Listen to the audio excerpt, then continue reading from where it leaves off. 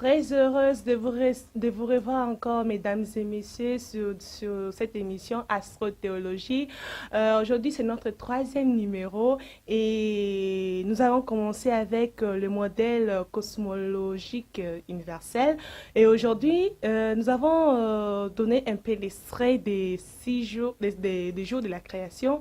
Et aujourd'hui, nous allons développer sur les journées de la création. J'espère que vous étiez nombreux à pouvoir poser des questions. Vous avez appelé beaucoup. En tout cas, vraiment, notre appareil téléphonique était bombé de vos appels. C'est pour ça, aujourd'hui, je reçois pour vous notre astronome amateur, M. Flavien Panzo. Bonjour.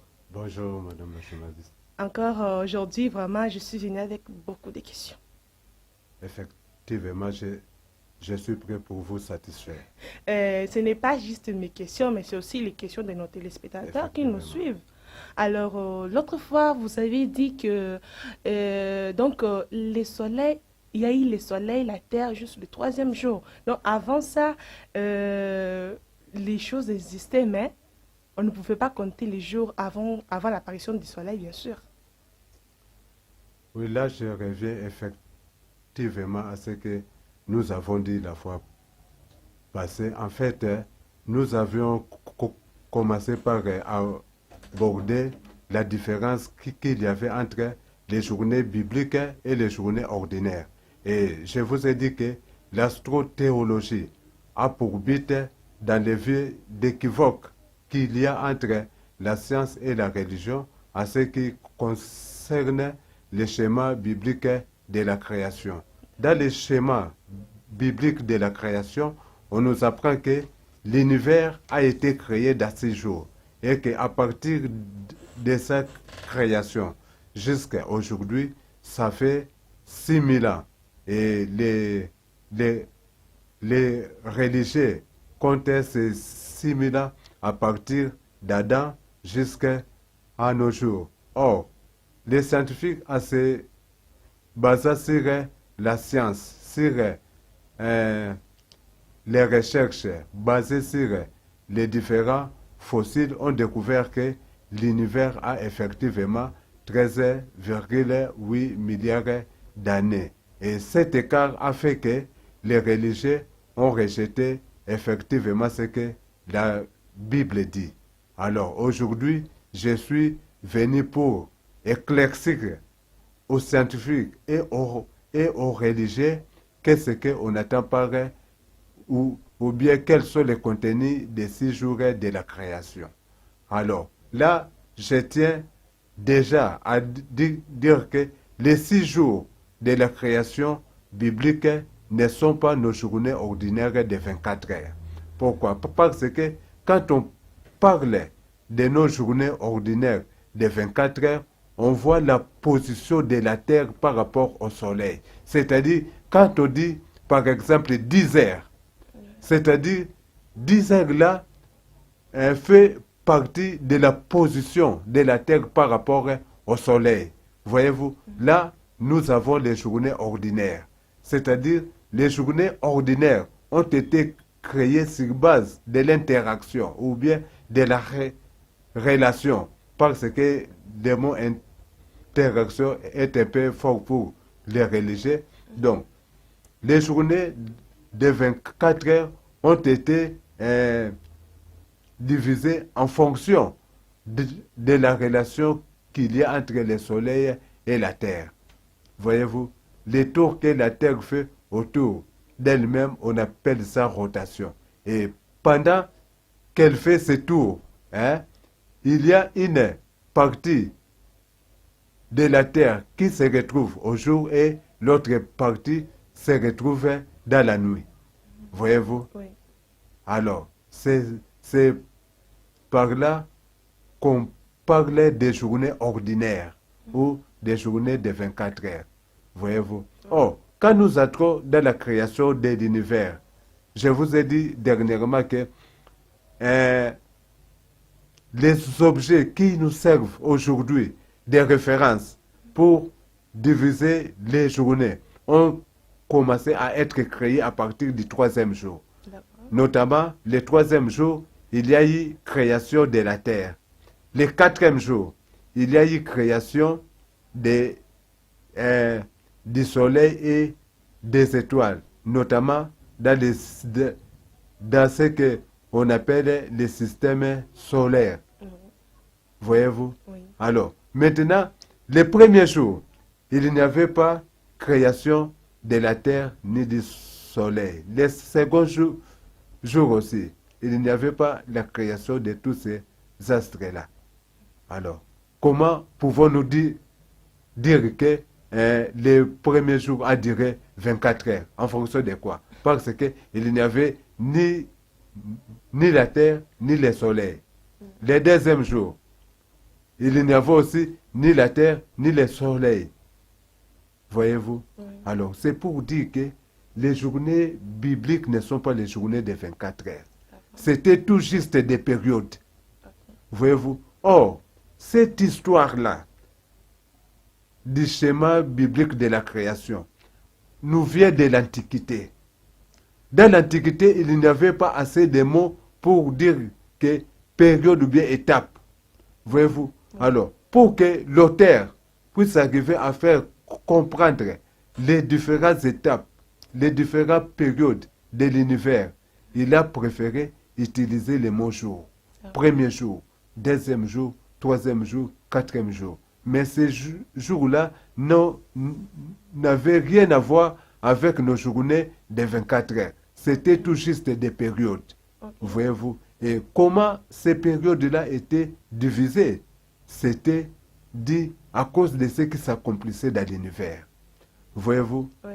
À cause des choses qui étaient... C'est-à-dire que chaque fois que un idéal était réalisé, était atteint, l'auteur considérait ça comme une journée entière. D'accord. Voyez-vous? C'est ça. C'est ainsi que vous allez voir que dans les premiers jours, il y avait eu à la fin séparation de la lumière et des ténèbres. Et puis, on dit que c'est le premier jour. Dans les seconds jours, il y avait eu séparation des eaux avec les eaux. On dit que c'est le second jour. Dans le troisième jour, il y avait eu création de la terre et l'émergence de la vie végétale.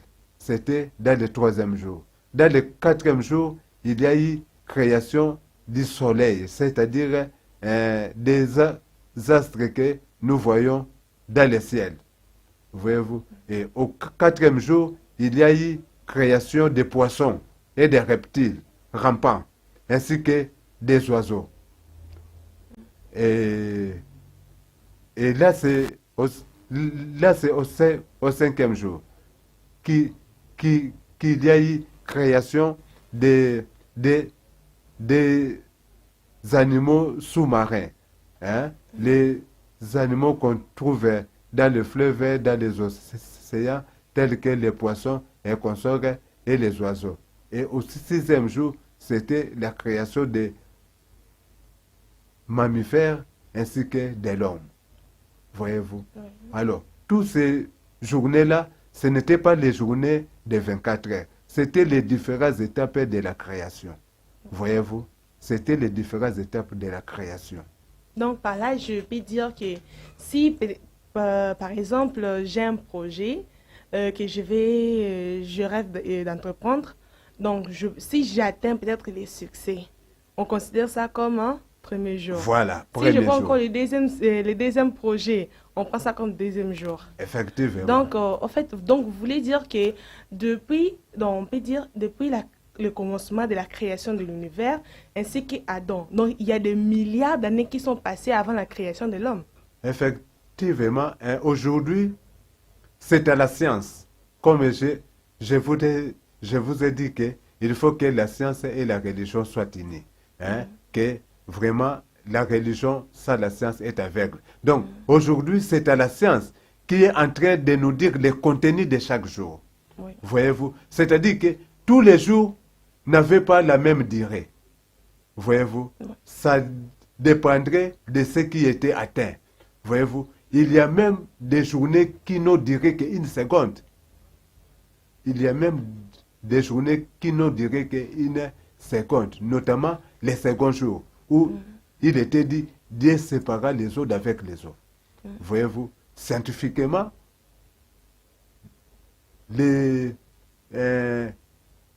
la science, ils ont découvert que ça n'a duré que quelques millièmes de secondes. Voyez-vous, nous allons voir ça dans les émissions qui viendront après quand nous allons parler du second jour. Voyez-vous, donc c'est à la science qui est en train de nous dire effectivement les contenus de chaque jour. Alors, si nous entrons dans la religion, nous allons aussi voir que la religion ne contredit pas ce que nous venons de dire. Oui. En fait, la religion dans 2 Pierre 3,8, on nous dit ceci. Ne savez-vous pas que pour Dieu, un jour est comme 1000 ans, et 1000 ans sont comme un jour? Ne savez-vous pas que pour Dieu, parce que ce n'est pas l'homme qui était en train de créer, c'était Dieu qui était en train de créer, selon la religion. Alors, on nous dit, ne savez-vous pas que pour Dieu, un jour est comme 1000 ans et 1000 ans sont comme un jour? Alors, ces versets-là, les religieux n'ont pas voulu extrapoler ça avec les jours de la création. Les seuls religieux qui a extrapolé ça avec les jours de la création, c'est les révérends Samia Omon. C'est les révérends Samia Omon qui a extrapolé ça avec les journées de la création. Voyez-vous? Alors, quand on dit que ne savez-vous pas pour dire qu'un jour est comme 1000 ans, on ne dit pas qu'un jour est égal à 1000 ans. On dit un jour est comme 1000 ans, c'est-à-dire que ça peut prendre autant d'années jusqu'à ce que l'idéal que Dieu est en train de poursuivre soit accompli. Oui. Une fois que cet idéal-là est accompli, pour Dieu, c'est comme si un jour qui s'accomplissait. D'accord. Voyez-vous? Oui. C'est ça.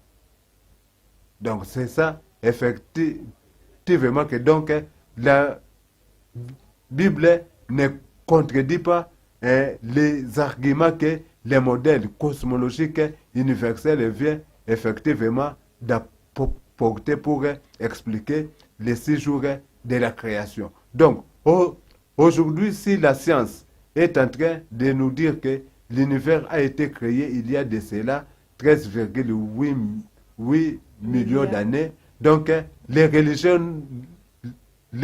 religieux n'ont pas à s'affoler parce que les jours de la création n'étaient pas des journées de 24 heures et c'est la science qui est en train aujourd'hui de nous dévoiler effectivement les contenus de chaque jour. Et pour des théologiens qui veulent très bien comprendre la signification ou l'utilisation des mots tels que jour, nuit et consort, là, je leur recommande les principes de la création du révérend Sam Nyangmune qui est aussi entré à profondeur autour de ces jours de la création. Et il a apporté toutes les explications en ce qui concerne les domaines spirituels concernant les 6 jours de la création, notamment en décrivant les périodes de formation, croissance, achèvement et consort. Mais là, si nous entrons, je préfère laisser l'explication à même les adeptes du révérend Moon. Donc, vous voulez dire que pour toute chose de la création, donc ça passe à 3 étapes, à 3 étapes plutôt, de la création jusqu'au développement. Donc, on peut dire que la Terre n'est pas du tout créée du coup comme ça. Il y a eu comme une formation, ça s'est formé, ça a commencé à grandir et devenir voir tel qu'elle est maintenant. Oui, effectivement, même le pape François l'a dit, que toute chose que Dieu a créée nécessitait une évolution. Voyez-vous? Oui. C'est-à-dire qu'il y a tout d'abord la formation, la croissance qui est égale à l'évolution, et puis l'achèvement. Voyez-vous? Donc, chaque chose créée traverse effectivement 3 étapes. Il y a la création, soit la formation, la croissance, qui est l'étape de l'évolution, et puis il y a l'achèvement, qui est l'étape de la maturité, ou bien la dernière étape que l'être créé a atteint. Donc, on peut dire que pour un humain, la formation est comme lorsqu'on est bébé. Et puis, la croissance, c'est lorsqu'on devient adulte. On peut dire que la perfection, c'est lorsqu'on devient vieux. Parce que vous avez dit 3 étapes. Toujours des créations, la création passe par 3 étapes. Effectivement. Du point de vue physique, Oui. hein, c'est effectivement ce que vous venez de décrire. C'est-à-dire, il y a la formation au moment de la naissance. Après ça, il y a la croissance pendant que vous grandissez, et une fois que vous avez atteint la maturité, là on parle maintenant de l'achèvement pour un humain. Voyez-vous? Oui. Mais il y a une différence entre la croissance et l'évolution. La croissance, c'est ce qui se passe au cours de la vie d'un être. Oui. Voyez-vous? Maintenant, l'évolution, c'est ce qui se passe pendant des milliers d'années où l'être a atteint un certain achèvement. Voyez-vous? Donc, ça peut prendre des milliers d'années. Ce qui fait que, comme aujourd'hui, en science, on nous dit que l'homme a traversé différentes étapes, notamment tel que on nous enseigne quoi dans Homo sapiens, l'histoire Homo sapiens, Oui. Australopithèque Oui. et consorts. Alors, Ça, c'est l'évolution. Voilà, ça c'est l'évolution jusqu'à ce que l'homme a atteint l'étape d'aujourd'hui avec la forme que nous avons. Là, c'est l'évolution. Mais la croissance, c'est ce qui se passe au cours de la vie d'un être jusqu'à sa mort. D'accord. Voyez-vous, c'est ça, oui. Donc, lorsque vous dites d'un être, vous parlez aussi de plantes et des animaux. Effectivement, des plantes et des animaux, tout font partie effectivement des êtres vivants. Donc, vous avez dit, selon les lois que Dieu a établies lors de la création, vous voulez dire que chaque créature doit passer toujours par ces 3 étapes. Chaque créature créée par Dieu, chaque être vivant a dû passer par ces 3 étapes, ou bien il passe aussi par ces 3 étapes. Même les eaux Chaque aussi. être vivant. Même les eaux. Les eaux... Bon, on peut dire comme l'océan. Ça aussi Oh, passé. moi je parle des êtres vivants. Les êtres Non, vivants, j'ai juste les êtres un qui exemple grandissent. banal. Voilà, les êtres biologiques. Oui. Et quand on dit les êtres biologiques, on voit les êtres infiniment petits, tels que les microbes, jusqu'au niveau des hommes, tels que les bactéries, jusqu'au niveau des hommes, des plantes et consorts. Tous les animaux sont inclus dans la croissance. D'accord, donc revenons à notre sujet, comme vous avez dit, Oui. l'astrothéologie, c'est l'ensemble d'une matière très importante dans la religion qui est les principes divins, Oui. et aussi à la science qui est l'astronomie. Voilà, c'est Donc, ça. comment pouvez-vous mettre les liens entre la création de la Terre ainsi que d'autres planètes, telles que Mars, Jupiter, Vénus? Effectivement, ça fera l'objet quand on va commencer à parler du 3e jour de la création. D'accord. Parce que là, nous sommes encore en train d'expliquer les journées bibliques de la création qui, aux États-Unis et en France, font effectivement rage entre les religieux et les scientifiques. Donc, ils sont divisés à cause de la compréhension des journées de la création. C'est-à-dire, jusque-là, personne n'avait vraiment pu expliquer ça clairement, que les journées bibliques de la création étaient effectivement des périodes. Ce n'étaient pas les journées de 24 heures. Pour les religieux, ils croyaient que considérer les journées de la création comme étant une période est un péché.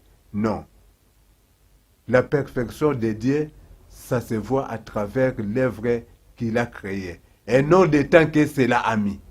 Voyez-vous? Et non des temps que cela a mis pour être créé. Voyez-vous? Donc, les 6 jours de la création étaient tout juste des périodes, les différentes étapes de la création. Et comme dans l'Antiquité, il n'y avait pas vraiment de mots où l'auteur pouvait employer pour diviser les jours de la création, c'est ainsi qu'il utilisait les mots jour et nuit. Ok. Donc, vous voulez dire que si, par exemple, la création de la Terre s'est faite, on peut dire même pendant 1 milliard d'années. Et là, je peux vous étonner en vous disant que jusque-là, la science n'a pas encore déterminé ce qu'a été la durée du premier jour. Parce que jusque-là, même les scientifiques n'ont pas encore vraiment arrivé à accéder aux événements qui se sont passés au premier jour. C'est à travers cette émission qu'ils vont effectivement écouter les explications de ce qui s'est réellement passé au premier jour. Oh, donc vous allez démontrer que quelque chose n'a jamais démontré. Voilà, oui, effectivement. Et les deuxième jour, puisque vous m'avez demandé le contenu des temps, le deuxième jour où il est écrit Dieu sépara les eaux d'avec les eaux, ça n'a pris que quelques millièmes de secondes. Et maintenant, entre le deuxième jour et le troisième jour, c'est-à-dire entre le deuxième jour et le troisième jour jusqu'à ce que la Terre soit créée, il s'est passé 9 milliards d'années. C'est-à-dire après la séparation des eaux d'avec les eaux.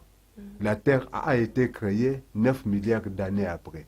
Mais la Bible nous parlait du troisième jour. Pourquoi? Parce que chaque fois qu'un idéal était atteint, quel que soit le temps que cela a pris, l'auteur biblique considérait ça comme étant une journée biblique. Voyez-vous? Et dit, quand la terre a été formée, pour qu'on arrive jusqu'à la parution des animaux, il s'est passé encore 4 milliards d'années. Donc, voyez-vous? Donc, aujourd'hui, c'est la science qui est en train de nous dire le contenu de chaque jour, de chaque journée biblique à travers l'étude des différents fossiles, ainsi que l'étude de la lumière qui était apparue au premier jour de la création. D'accord, vous avez dit qu'après avoir étudié l'astronomie, après avoir fait des recherches, vous avez remarqué comme source une sorte de vide en vous, que vous avez cherché à combler ce vide en allant vers la religion pour comprendre certains phénomènes de la vie. Et puis, vous dites que à travers un enseignement du docteur Samia Moon, que vous pouvez faire comprendre aussi aux autres personnes, comme aux scientifiques, tels que aussi aux théologiens, la création de l'univers. Mais lorsque vous dites que le révérend Samia Moon, les gens ne le connaissent pas. Oui, effectivement, ce qui est effectivement très mal dans la science, c'est que quand un religieux, même s'il dit quelque chose, on ne tient pas ça en considération. Aujourd'hui, il y a un scientifique qui a écrit des principes atropiques. Hein.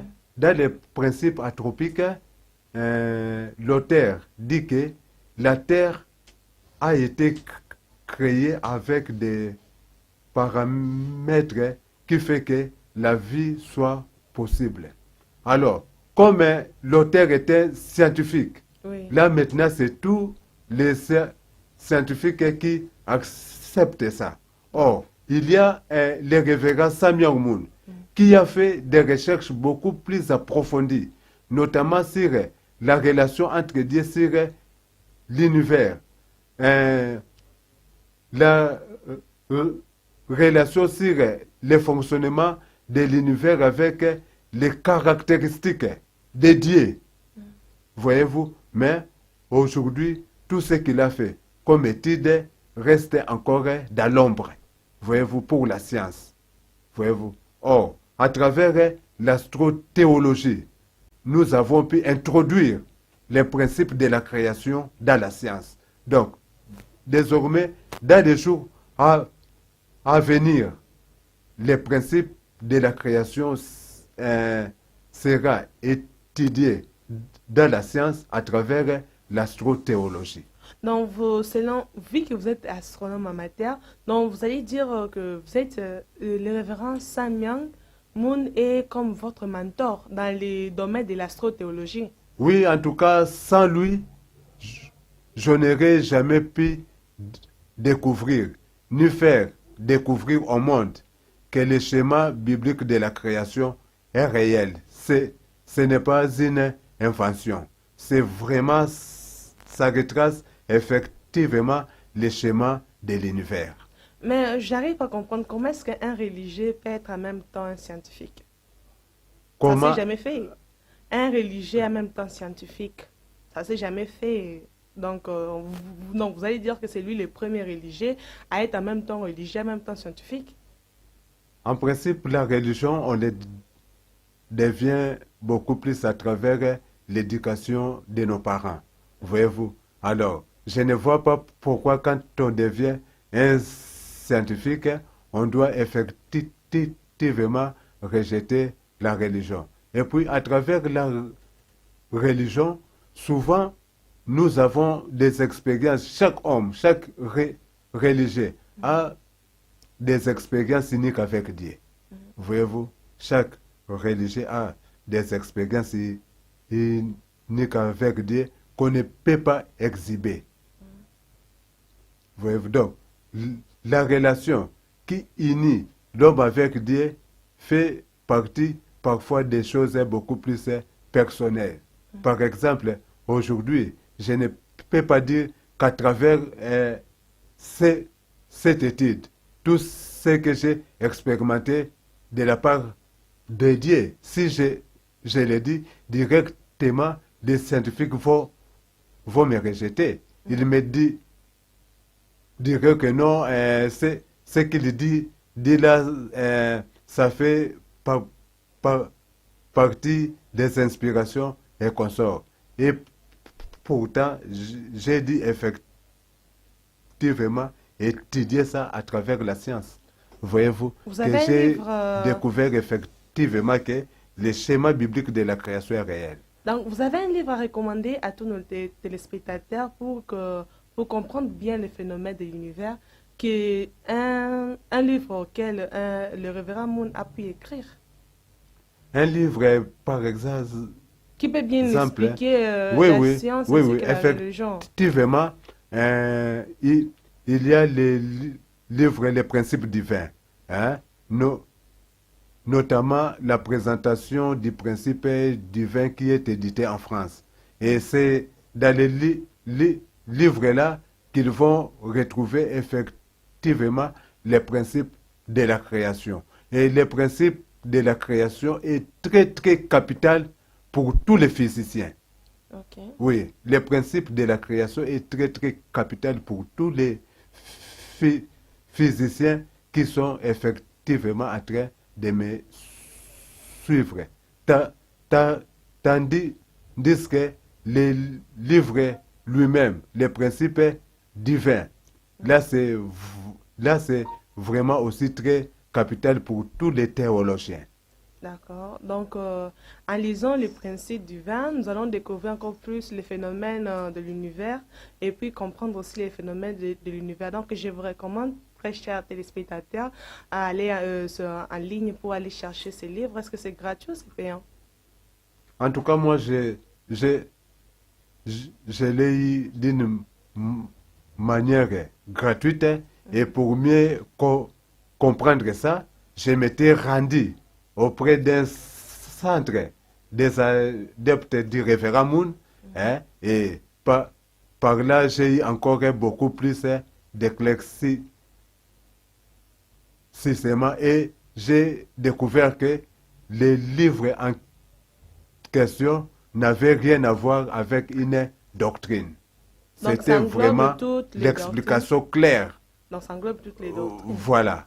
Non, Ok. ça n'englobe pas les doctrines, mais ça explique clairement certains paraboles qu'on retrouve dans la Bible. Ok. Voyez-vous, c'est ça.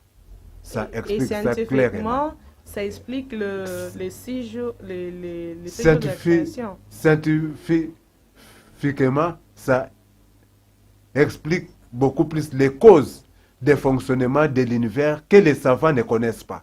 D'accord. Les causes des fonctionnements de l'univers que les savants ne connaissent pas. Aujourd'hui, les savants sont en train de créer des termes pour expliquer les causes, D'accord. telles que graviton et consorts. Or, là, ils vont découvrir que l'univers fonctionne selon même les équations que les révérends Mouna pu découvrir, qu'on appelle les fondements des 4 positions.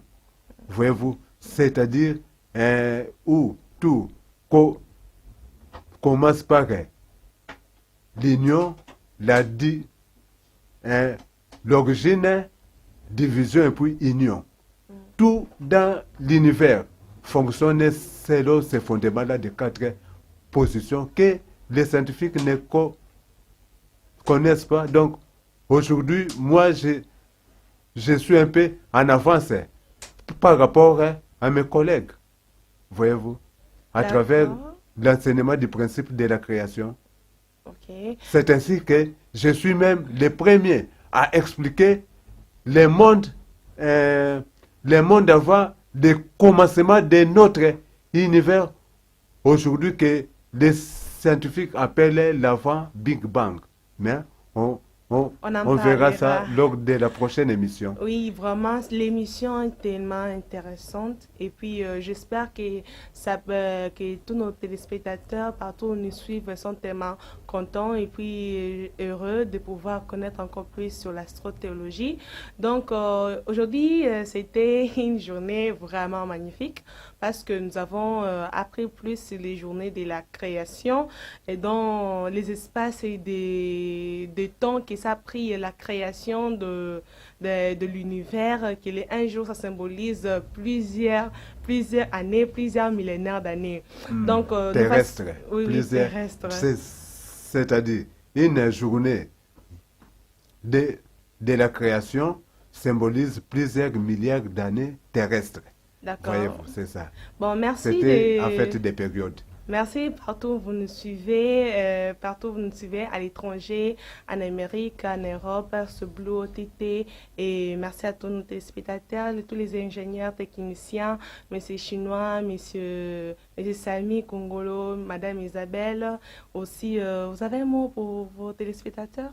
Non, je les remercie seulement pour leur patience aussi de nous D'accord. avoir suivis. Nous remercions aussi les collaborateurs Alain Bouya qui vous accompagnent toujours partout où vous allez et restez branchés sur notre chaîne Puissio TV, la chaîne du Parent Céleste, la chaîne de la paix et nous vous disions au revoir. On se reverra la prochaine fois dans un nouveau numéro. Au revoir.